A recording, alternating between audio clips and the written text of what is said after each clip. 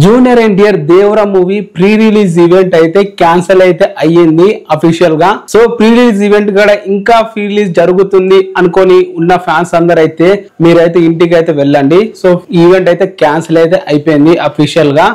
And event cancel అవ్వడం గల కారణాలు వచ్చేసి అయితే చాలా ఉన్నాయి.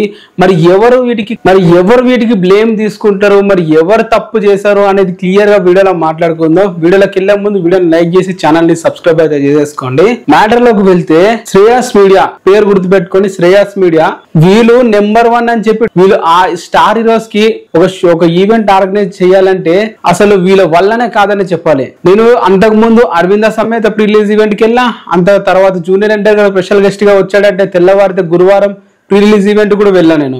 ఆ 2 ఈవెంట్స్ వీళ్ళే ఆర్గనైజ్ అయితే చేయడం జరిగింది.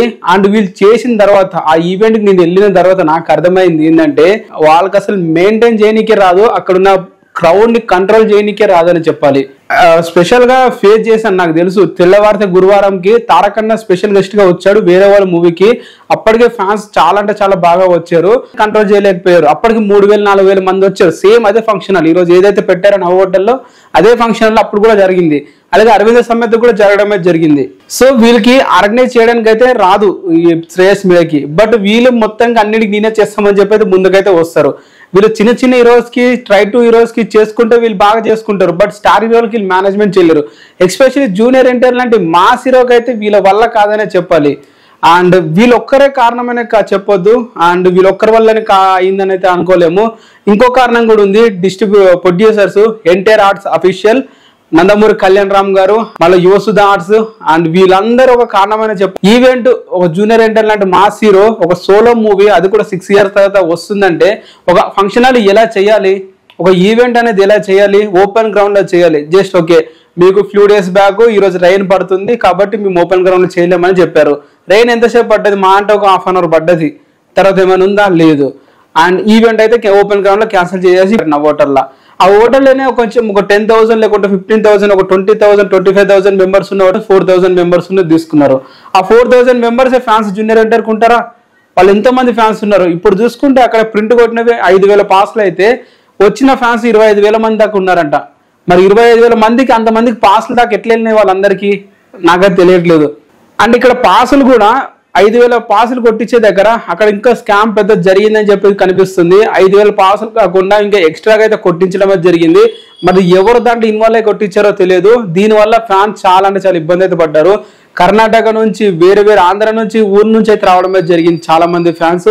వాళ్ళందరూ ఇప్పుడైతే వెనక్కి తిరిగి అయితే వెళ్ళాలి. హీరోని చూడకుండానే, హీరో స్పీచ్ వినకుండానే, అనిరుద్ధ్ సాంగ్ కాన్సర్ట్ ని వినకుండానే అండ్ ఎలివేషన్స్ ఏవి చూడకుండానే ఇప్పుడైతే అందరూ అయితే వెనక్కి తిరిగి అయితే వెళ్లాల్సి వచ్చింది.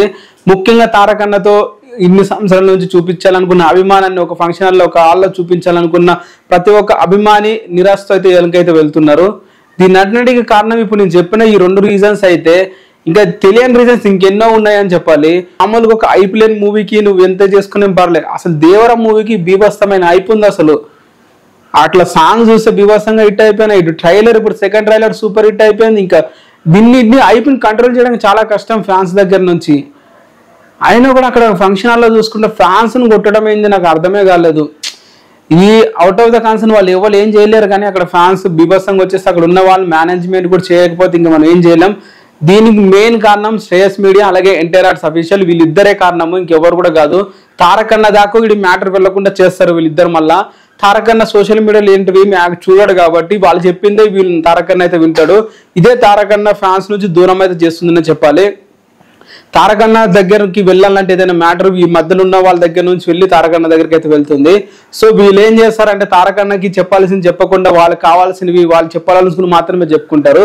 సో ఇలాగైతే ఈరోజు ఈ ఫంక్షన్ ఈవెంట్ ఇక్కడికి వచ్చి క్రౌడ్ లేని దాంట్లో చిన్న ఫంక్షన్ హాల్లో చేయాల్సి వచ్చింది. ఇది గాయస్, ఎవరైనా వీడియో మీరు చూస్తున్నట్లయితే ఈవెంట్ అయితే ఫంక్షన్ అయితే రిలీజ్ ఈవెంట్ అయితే లేదు, క్యాన్సిల్ అయింది. మీరు వీళ్ళ వీడియోస్ అప్డేట్స్ వస్తే వీళ్ళని లైక్ చేసి ఛానల్ని సబ్స్క్రైబ్ చేసుకోండి.